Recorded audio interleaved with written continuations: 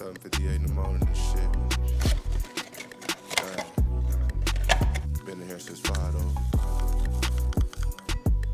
I'm in LA. I might just slide up to the bay in a minute though.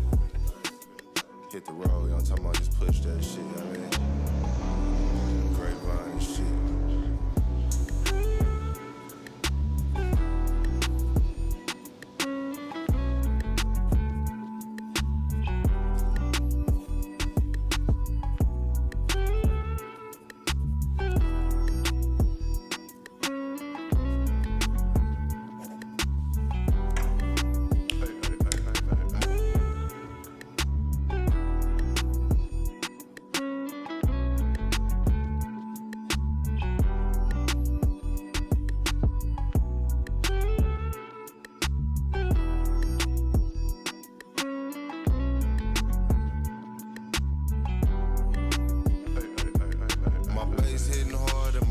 On full. I got it out the streets, I ain't never go to school. I play the rear view, cause I know these niggas smirkish. I keep it on my lap like an iPhone 11. Old school niggas, but my Rory 22. Big Desert Eagle, hold it steady when I shoot. Gotta get this guap, I ain't playing, I ain't bullshit. Smoking on this chop, got a plan, so I'm moving different. Yeah, my money long, hella long, like a pool stick. Leave that boy alone, he ain't cut with a full clip. I just did a show, I'm in London, I got Drew with me. Carter wanna be every time, so you know it's in. All right now, y'all, here we are again, wrapping up the Deload week. I don't know why I mix it up today. I think it's because I'm out of root beer, but normally you guys see me drinking that diet Zevia root beer. Today is a little diet Dr. Pepper. I don't know how I feel about it. It's something about dark sodas just, even though they're diet, I'm just like, I don't trust you, but they say the net calories are 0. It's supposed to be pretty inert if you just have a few of them.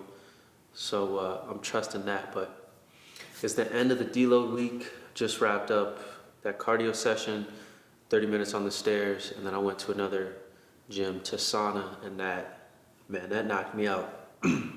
Something about that, especially on a Saturday, man, I'll get done training, I'm like,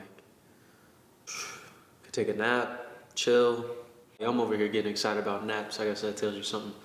But no, it's the deload week. So you saw me writing out kind of what the principles are for how I like to deload, particularly when I'm doing a cut. Now it'd be similar for a bulk, but instead of increasing calories close to maintenance, I would decrease them down close to maintenance in a bulk. So for this cut, there's really just a couple things I do differently. So one is the actual training split. Instead of going 5 or 6 days a week, I'm cutting it down to 3, just essentially 2 upper sessions, so a push and a pull, and then finishing with some legs. Instead of training to failure, I want to make sure I'm staying away from failure, getting a good pump, going through the full range of motion, kind of doing an inventory on my body on, when I'm doing movements, is anything tweaked? Do I need to look at stretching anything or getting anything worked out? The goal of this week is really to drop fatigue. It's not to accumulate more. So I want a little pump in the gym, do a little cardio, and then I'm out of there. And then on that cardio end too, even that volume drops down. So right now in my cut, I've been doing about 50 minutes a day, sometimes 60. So I do 30 minutes of fasted cardio in the morning, usually stairs. I just like that method for getting my heart rate up to like 120, 140, that like 60 to 70% of my max. The stairs usually do a pretty good job of getting it up there consistently, and then it stays there. And it's low impact as well. So I like that. I can do a lot of it, and it doesn't really accumulate much fatigue on my legs. Now, if you're just starting with the stairs, it can be a little more difficult. So, maybe substitute with some incline treadmill, some stationary bike. But once you get conditioned to that motion of doing the stairs, I've noticed my legs adapt pretty quickly, and then I'm able to do it, 30 minutes in the morning, then again 20 minutes post-workout. Sometimes 30 minutes if I know maybe I overdid the food just a little bit. I'll put in a little extra cardio, but again, that's a dangerous game to play because it's a heck of a lot easier to overeat than it is to over burn calories, if that makes sense. So you don't want to be relying on cardio to make up for not being consistent with your diet. But if you're like, maybe that portion size was a little big, or I just feel like I'm holding some extra water from stress or something, okay, I might do a little extra, get a little extra sweat going there.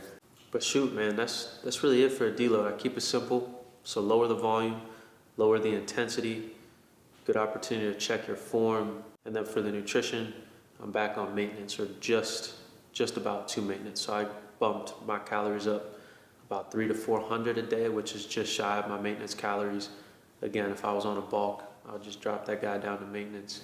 And then cruising for the week, I'm feeling pretty good. And I know I'm feeling good because I boxed at the end of the week and I was just doing some heavy bag work. And I'm like, man, this is what it's like to box when you're not sore all the time. You know, things aren't really tight all the time because my training was light and I hadn't even done any upper body work in a couple of days when I was hitting the bag. And I'm like, man, this feels great. So I was kind of getting ahead of myself. I'm like, okay, I'm a lot more smooth. I was transferring my weight. Things were looking good.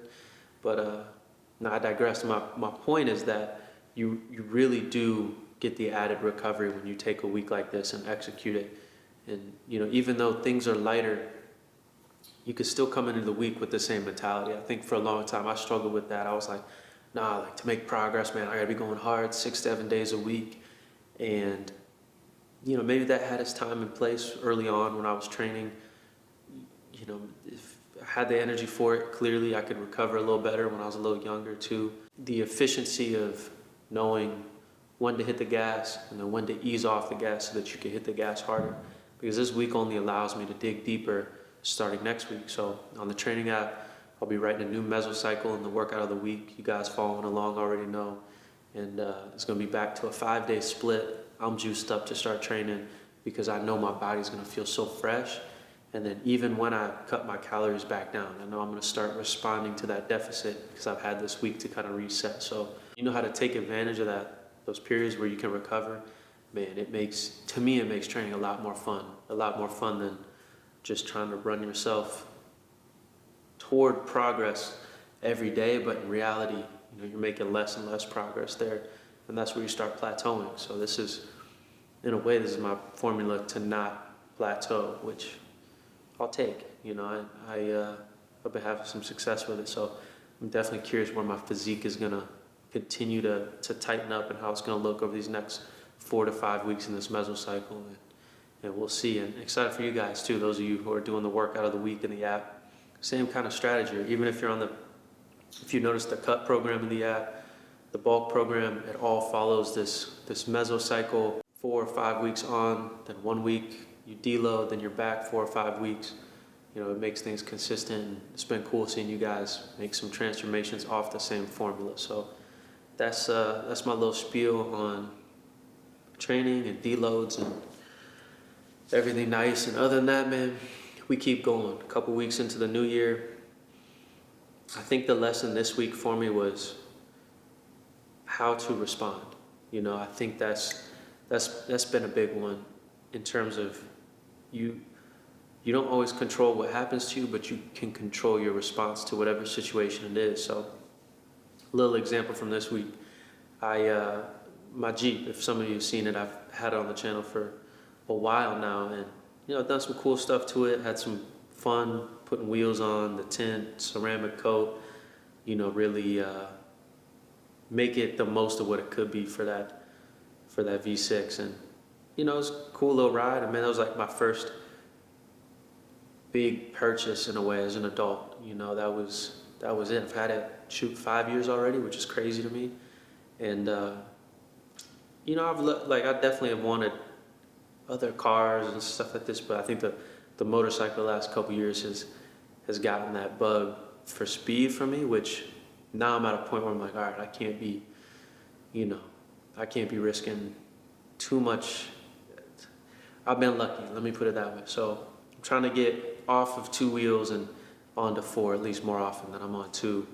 And you know, so with that said, I'm like, all right, in the next month or so, I'm looking to sell the Jeep. I'm driving the other day this week. Gentleman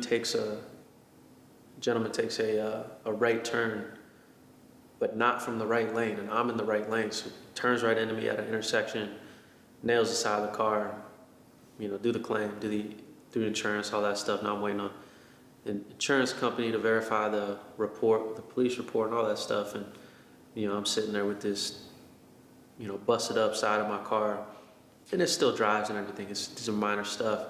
But, in my head, I could have been like, damn, like, there's such a hassle. I got to do all this extra stuff.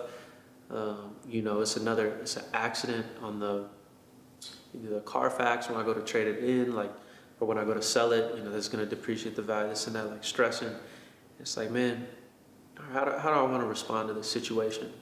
Yes, I knew I'm looking to move on from that car. Yes, I have, an idea of what I wanted to get for it and all this stuff, but at the end of the day, things happen, something happens. How am I going to respond to it? Am I going to let that affect my mood? Am I going to let that affect my training, my business, any of my relationships?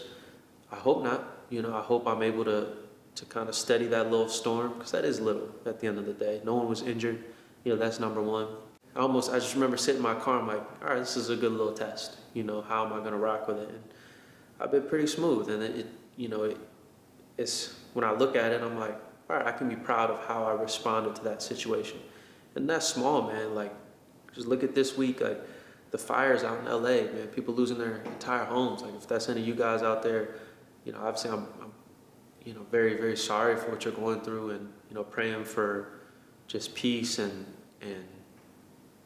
comfort and support. And a couple buddies out there, and none of them had houses, but still, it's like, it puts a lot of things into perspective real quick. So, my message with all that is like the little things, the little inconveniences, the little, trip ups and things that happen, those are all opportunities for you to just, in my mind, for me to just build really more resilience, more resilience to how I respond to things that you could perceive as negative, so I think that's a good one for this week, good one to reflect on. And it's tough because different things hit differently, man, like it's hard to be present in that moment and not let that emotion, kind of take you outside of your own shoes there. But if you can be present in that and have that perspective and understand, okay, this is a test for me.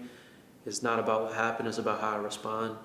Man, I think in the end that does a lot of good. So hopefully y'all are doing well and you're safe and starting this new year with some momentum. And I just pray you're able to continue that momentum. Whether it's training, work, relationships, man, all levels. It's the year is fresh and there's so much opportunity, and we just gotta keep taking it day by day. So I appreciate you guys watching, listening, talking a little bit. Hope you're having a smooth weekend, and I'll see you in the next video.